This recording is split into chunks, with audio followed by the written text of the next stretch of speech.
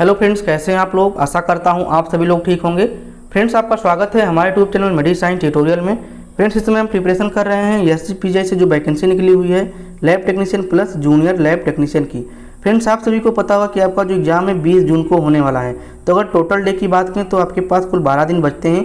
तो फ्रेंड्स, आपके पास टाइम अब बहुत ही कम है, इसीलिए अपनी पढ़ाई को और भी तेज़ी से कर दीजिए। अगर आप टेलीग्राम चैनल नहीं ज्वाइन किए तो उसको ज्वाइन कर लीजिए, लिंक हम डिस्क्रिप्शन बॉक्स में दे देंगे, क्योंकि वहाँ पे डेली क्वेश्चन के जो क्विज होते हैं वो डाले जा रहे हैं, जो कि आपके एग्जाम के लिए बहुत ही बेहतरीन साबित होंगे। फ्रेंड्स, आज का जो हमारा क्वेश्चन है आपका मिक्स क्वेश्चन है, यानी कि आपका ऑल टॉपिक से लिया गया है, इसीलिए जितने भी क्वेश्चन है आपके लिए महत्वपूर्ण हो जाते हैं आपके एग्जाम के व्यू से। फ्रेंड्स, लास्ट में एक क्वेश्चन पूछा जाएगा जो कि आपके एग्जाम के लिए बहुत ही अच्छा क्वेश्चन है, और साथ साथ में आपकी तैयारी कैसे चल रही है इसका भी पता चल जाएगा। तो चलिए फ्रेंड्स, आते हैं अपने पहले क्वेश्चन पे। पहला क्वेश्चन कह रहा है कि what is a normal serum creatinine level, यानी कि आपका जो सीरम क्रिएटिनिन लेवल है ये कितना होता है। तो ये क्वेश्चन आपके हर लैब टेक्नीशियन के एग्जाम में पूछा गया है, इसलिए क्वेश्चन आपके लिए बहुत ही इंपॉर्टेंट हो जाता है। इसको हम कई बार करा चुके हैं, अपने एमसीक्यू वाले पोल में भी डाल चुके हैं टेलीग्राम पे, और यहाँ भी हम कई बार इसको करा चुके हैं।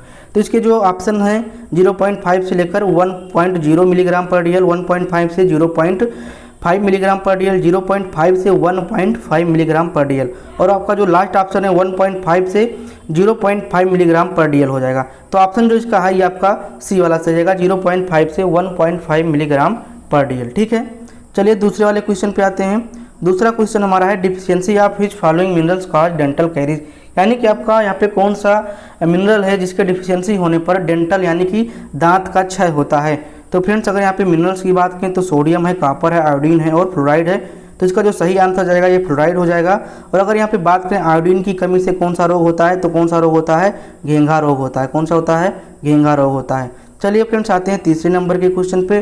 तीसरा नंबर का जो क्वेश्चन है what is the normal serum level of vitamin A, यानी कि जो नॉर्मल सीरम लेवल है विटामिन ए का वो कितना होता है। तो ऑप्शन से 25 से 50, ठीक है, 25 से 70, 50 से 70 और 75 से 95। ठीक है, तो आपका जो सही आंसर जाएगा ये आपका बी वाला सही जाएगा, 25 से 75 वाला ऑप्शन। ठीक है, चलिए फ्रेंड्स, फोर्थ नंबर के क्वेश्चन पे आते हैं। फोर्थ नंबर हमारा है कि the other name of vitamin B1 is, तो ये क्वेश्चन कई बार रिपीट हो चुका है। तो फ्रेंड्स, इसका जो सही आंसर जाएगा वो क्या जाएगा, थायमिन जाएगा। क्या जाएगा, थायमिन जाएगा। और अगर बात करें राइबोफ्लेविन की तो ये किस विटामिन का रासायनिक नेम होता है, तो ये होता है आपका विटामिन B2 का। और अगर यहाँ पे पाइरोडॉक्सिन की बात करें तो पाइरोडॉक्सिन की आपका क्या हो जाएगा, B6 हो जाएगा। ये कैरोटीन जो होता है ये रेटिनॉल में मतलब कि बदल जाता है, और रेटिनॉल किसका है, विटामिन ये का होता है। ठीक है, चलिए फ्रेंड्स, आते हैं पाँचवें नंबर के क्वेश्चन पे। पाँचवा नंबर का क्वेश्चन है biotin help in which cycle, यानी कि आपका जो बायोटिन है ये किस साइकिल पे हेल्प करता है, ग्लाइकोसिलिसिस या फिर सिट्रिक एसिड साइकिल में, या फिर यूरिया के साइकिल में, या फिर बोथ ए बी के साइकिल में, यानी कि आपका जो ग्लाइकोलिसिस या फिर साइट्रिक एसिड दोनों के साइकिल में। तो इसका जो सही आंसर फ्रेंड्स ये जाएगा आपका कौन सा, बी वाला। ठीक है, क्या जाएगा, बी, साइट्रिक एसिड साइकिल में। ठीक है, ये मदद करता है साइट्रिक एसिड के साइकिल में। ठीक है, अगर बात करें यहाँ पे बायोटिन तो ये किसका किस विटामिन का केमिकल नेम होता है, तो ये आपका होता है B7 का। किसका होता है, B7 का। ठीक है,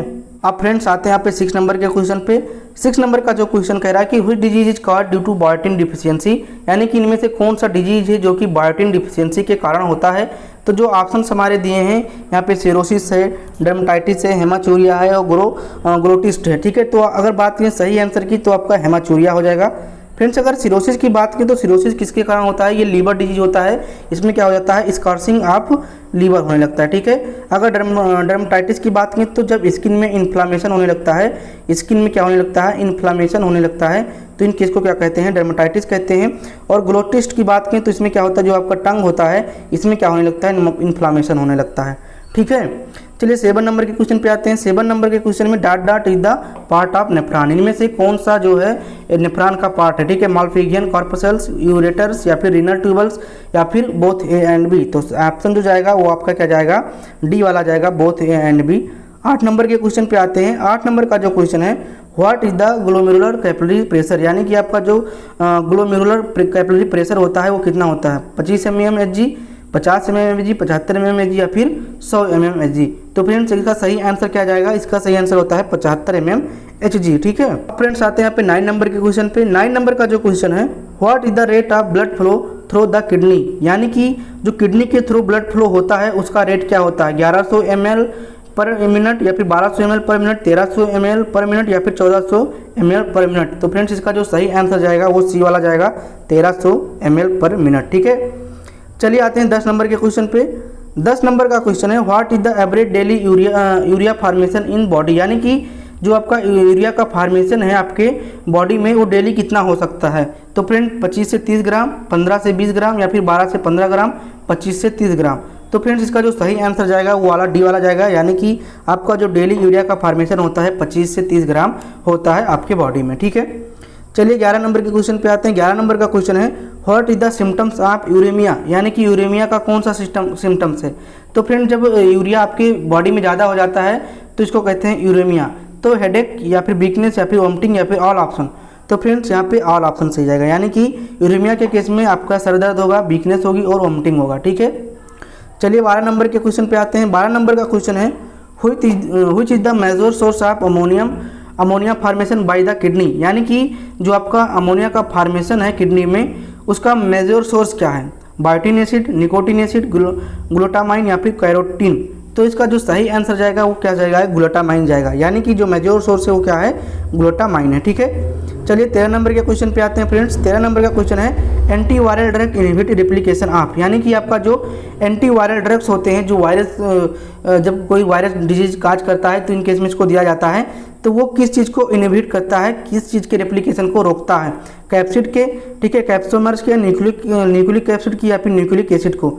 तो फ्रेंड्स एंटीवायरल ड्रग्स होता है ये किसको इनहिबिट करता है, आपके न्यूक्लिक एसिड के रेप्लिकेशन को इनहिबिट करता है। ठीक है, चलिए 14 नंबर के क्वेश्चन को देखते हैं। 14 नंबर का जो क्वेश्चन है mature cyst of Entamoeba histolytica is, यानी कि आपका जो एंटमीबा हिस्टोलिटिका का सिस्ट होता है वो भी मैच्योर फॉर्म का वो कैसा होता है, enucleated, hexanucleated, binucleated या फिर क्वाड्री न्यूक्लिएटेड। तो इसका जो सही आंसर जाएगा फ्रेंड्स वो जाएगा आपका डी वाला। ठीक है, क्वाड्री न्यूक्लिएटेड। ठीक है फ्रेंड्स, अगर बात करें एंटमीबा हिस्टोलिटिका की तो ये क्या काज करता है, ये आपको क्या करता है, अमीबिया पेसिस काज करता है। अगर बात करें एंटमीबा जिंजीबेरिस की तो ये क्या काज करता है, ये आपका जो पायरिया होता है इसको काज करता है। ठीक है, चलिए फ्रेंड्स आते हैं 15 नंबर के क्वेश्चन पे। 15 नंबर का क्वेश्चन है infective stage of Entamoeba histolytica, यानी कि आपका जो एंटमीबा हिस्टोलिटिका है इसका जो इन्फेक्टिव स्टेज होता है वो कौन सा होता है, ट्रोफोजॉइड स्टेज या फिर न्यूक्लिएटेड सिस्ट या फिर क्वाड्री न्यूक्लिएटेड सिस्ट या फिर मेटासिस्टिक फॉर्म। तो फ्रेंड्स अगर बात करें इसके इन्फेक्टेड स्टेज की तो आपका कौन सा होता है, क्वाड्री न्यूक्लिएटेड सिस्ट का। तो ऑप्शन नंबर यहाँ पे क्या सही जाएगा, सी वाला सही जाएगा। चलिए आते हैं 16 नंबर के क्वेश्चन पे। 16 नंबर का क्वेश्चन है नोवेल कोरोना वायरस इज, यानी कि आपका जो नोवेल कोरोना वायरस है ये इंपॉर्टेंट क्वेश्चन हो जाता है आपके एग्जाम के लिए, इसलिए इसको थोड़ा सा तैयार कर लीजिए। और भी जितने भी कोरोना वायरस से क्वेश्चन बनेंगे उसको हम यहाँ पे अपलोड करने की कोशिश जरूर करेंगे। फ्रेंड्स 16 नंबर का क्वेश्चन है कि नोवेल कोरोना वायरस इज, यानी कि आपका जो नोवेल कोरोना वायरस होता है ये कैसा होता है, सिंगल स्टैंडर्ड डीएनए या फिर डबल स्टैंडर्ड डीएनए या फिर सिंगल स्टैंडर्ड आरएनए या फिर डबल स्टैंडर्ड आरएनए। तो अगर सही आंसर की बात करें फ्रेंड तो ये क्या होता है आपका, ये डबल स्टैंडर्ड डीएनए वायरस होता है। तो ऑप्शन नंबर यहाँ पे क्या सही जाएगा, यहाँ पे बी वाला सही जाएगा। ठीक है, चलिए फ्रेंड्स आते हैं 17 नंबर के क्वेश्चन पे। 17 नंबर का क्वेश्चन होता है gold standard test for diagnosis of SARS-CoV-2 is. तो यहाँ पे कह रहा है कि जो गोल्ड स्टैंडर्ड यानी कि सबसे बेस्ट जो आपका डायग्नोस है SARS-CoV-2 का वो कौन सा है, एलाइजा है, rapid antigen detection, rapid antibody detection या फिर real time quantitative reverse transcription PCR। तो फ्रेंड जो आपका PCR होता है ये क्या होता है, गोल्ड स्टैंडर्ड डायग्नोसिस होता है आपके SARS-CoV या फिर कोई आपके जो भी वायरल डिजीज होते हैं उसके लिए आपका जो PCR रिएक्शन होता है ये टेस्ट अब बहुत ही क्या होता है, गोल्डन स्टैंडर्ड होता है। ठीक है, चलिए 18 नंबर के क्वेश्चन पे आते हैं। 18 नंबर का क्वेश्चन है urea cycle occur in which part of body, यानी कि आपका जो यूरिया साइकिल है वो आपके बॉडी के किस पार्ट में होता है, किडनी में, स्टमक में, लीवर में, हार्ट में। तो हार्ट बिल्कुल गलत हो जाएगा, स्टमक बिल्कुल गलत हो जाएगा। और आपको यहाँ पे बात करें किडनी और लीवर की तो इसका जो सही आंसर क्या जाएगा, ये आपका यहाँ पे लीवर जाएगा। ठीक है, तो ऑप्शन नंबर यहाँ पे सी वाला जाएगा। बहुत लोग किडनी कर देते हैं लेकिन किडनी इसका गलत है। ठीक है, चलिए आते हैं 19 नंबर के क्वेश्चन पे। 19 नंबर का क्वेश्चन है cholesterol is synthesized mainly in which part of body, यानी कि आपका जो कोलेस्ट्रॉल है इसका सिंथेसिस किस बॉडी पार्ट में होता है, हार्ट में होता है, लीवर में होता है, लंग में होता है या फिर किडनी में होता है। तो हार्ट से गलत जाएगा, लंग्स गलत जाएगा, किडनी गलत जाएगा, सही ऑप्शन क्या हो जाएगा आपका, लीवर हो जाएगा। ठीक है। चलिए 20 नंबर के क्वेश्चन में आते हैं। 20 क्वेश्चन नंबर है, in biuret method of total protein which colour complex is form at the end. यानी कि आपका जो यहाँ पे ब्यूरेट मेथड है आपके टोटल प्रोटीन के एस्टिमेशन का, उसमें जो कलर कॉम्प्लेक्स बनता है एंड में, उस कलर किस मतलब कि उसका जो क्या कहते हैं वेवलेंथ होता है वो कितना होता है। तो अगर बात करें यहाँ पे क्वेश्चन के आंसर की तो 540 nm होता है, ठीक है। चलिए फ्रेंड्स आते हैं यहाँ पे 21 नंबर के क्वेश्चन पे। 21 नंबर का जो क्वेश्चन है, in which condition hyperproteinemia is observe. यानी कि आपका कौन सा कंडीशन है जिसमें हाइपर प्रोटीनीमिया होता है। तो अगर हाइपर की बात करें तो इसका क्या मतलब होता है, ज़्यादा यानी कि इंक्रीज, और प्रोटीनीमिया क्या मतलब होता है, प्रोटीन का जो लेवल है वो बढ़ा हुआ। यानी कि आपका जो ब्लड स्ट्रीम है इसमें जब प्रोटीन लेवल बढ़ जाता है तो इसको क्या बोलते हैं, हाइपर प्रोटीनीमिया कहते हैं। तो इस केस में क्या चीज़ एब्जॉर्व करने को मिलता है, इन मल्टीपल माइलोमा के केस में ये एब्जॉर्व करने को मिलता है, या फिर ऑटो इम्यून डिजीज में, या फिर इन नेफ्रोटिक सिंड्रोम में, या फिर ऑल ऑप्शन में। तो फ्रेंड्स इसका जो सही आंसर जाएगा ये ऑल ऑप्शन जाएगा, ठीक है। क्योंकि आपका जो हाइपर प्रोटीनीमिया है ये आपके तीनों के केस में होता है, ठीक है। जैसे मल्टीपल माइलोमा, या फिर ऑटो इम्यून डिजीज, या फिर नेफ्रोटिक सिंड्रोम, ठीक है।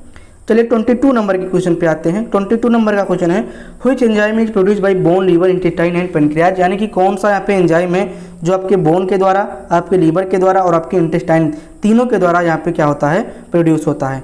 तो आपका जो ऑप्शन है क्रिएटिनिन काइनेज है, या फिर लैक्टोज डिहाइड्रोनेज है, या फिर अल्कलाइन फास्फेट है, या फिर एसिड फास्फेटेज है। तो इसका जो सही आंसर जाएगा friends alkaline phosphatase, option number C वाला सही जाएगा, ठीक है।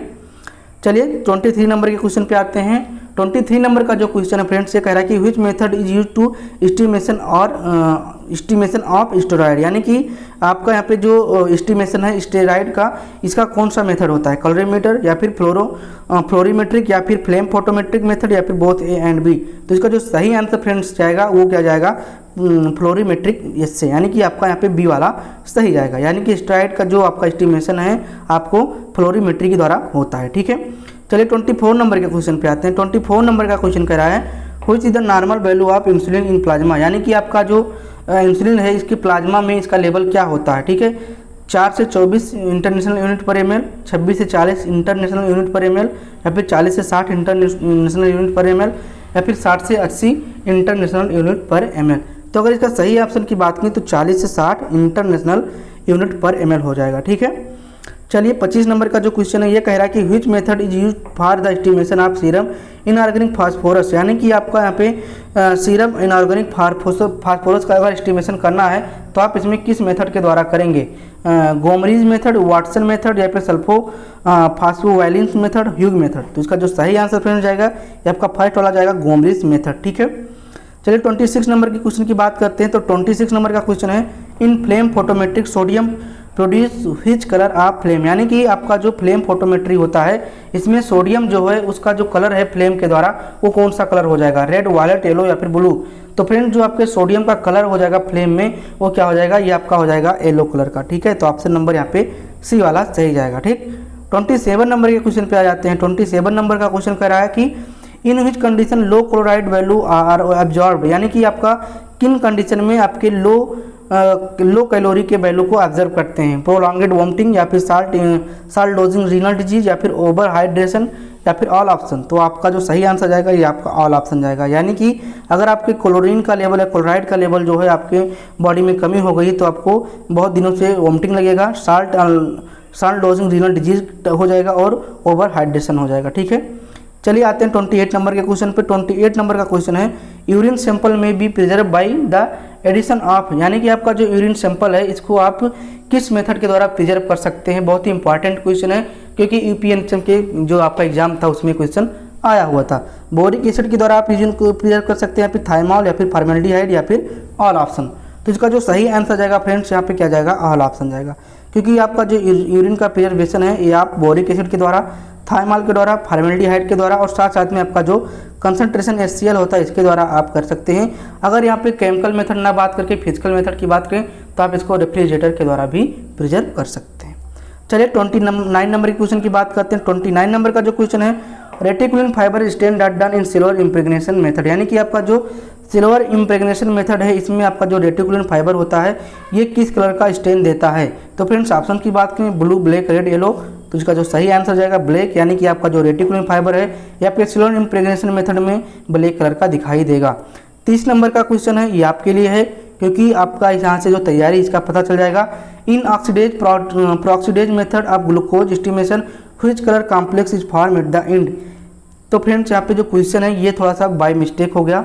इसमें क्वेश्चन कह रहा है कि कौन सा कलर का फॉर्मेशन होगा, तो हम कलर यहाँ पे आपको दे रहे हैं। कलर आपका हो जाएगा येलो कलर फॉर्मेट देगा, या फिर आपका यहाँ पे देगा बी नंबर का ब्लू कलर, ठीक है, या फिर यहाँ पे सी नंबर का ब्लैक कलर, ठीक है। तो 3 ऑप्शन आपके पास हैं, ठीक है। तो आप इसका जो ऑप्शन बताइएगा कि इन ऑक्सीडेज पेरोक्सीडेज या फिर जीओडी पीओडी कह दीजिए, जिसके द्वारा हम ग्लूकोज का एस्टिमेशन करते हैं, तो इसका जो कलर कॉम्प्लेक्स है ये कौन एंड में इसका कौन सा कलर फॉर्म होगा, येलो कलर होगा या फिर ब्लू कलर होगा या फिर ब्लैक कलर होगा, ठीक है। और एक इस क्वेश्चन जो यहाँ पे जो ऑप्शन यहाँ पे ये वाला लिख गया है, इसका मतलब ये हो जाता है कि जो आपका एंड प्रोडक्ट होगा ये क्या होगा, ग्लूकोज होगा, पेरोक्सीडेज होगा, यूरिया होगा या फिर नॉन ऑप्शन। यानी कि आपको ये बताना है कि आपका जो जीओडी पीओडी का ग्लूकोज एस्टिमेशन है, इसमें जो आपका लास्ट में कॉम्प्लेक्स बनता है वो कौन सा कॉम्प्लेक्स होगा, ठीक है, और साथ साथ में इसका कलर क्या होगा। तो इस दोनों क्वेश्चन जो है इसका आंसर देना है आपको। 30 नंबर लिखिएगा, 30 नंबर में आप लिख दीजिएगा कि जो भी यहाँ पे ग्लूकोज पेरोक्सीडेज यूरेज जो सही जाएगा, उसके बाद में फिर बगल में आप लिख दीजिएगा कि जो इसका कलर हो जाएगा, ठीक है। तो इस तरह से आप इसका आंसर दीजिएगा, जिससे पता चलेगा कि आपकी जो तैयारी है वो कैसी चल रही है और आपको ये लेक्चर कैसा लगा है। कृपया इसको कमेंट करके बताएं। अगर कोई डाउट है तो इसको आप कमेंट के माध्यम से पूछ सकते हैं, या फिर हमारा जो नंबर है 6307718182, इस पर भी आप व्हाट्सएप मैसेज करके इसको पूछ सकते हैं। अगर आप टेलीग्राम चैनल नहीं ज्वाइन किए तो इसको ज्वाइन कर लीजिए, क्योंकि वहाँ पे आपको मिलता है क्विज पोल और साथ साथ में जो भी पीडीएफ नोट्स है वो वहाँ पे प्रोवाइड किया जाता है। अगर हमको ये पीडीएफ नोट्स को भी भेजना है तो हम टेलीग्राम चैनल पर ही भेजते हैं। तो आज का लेक्चर आपको कैसा लगा है, कृपया इसको लाइक और डिसलाइक लिख के इसको रेटिंग करके बताएं। आज के लिए इतना ही, थैंक यू।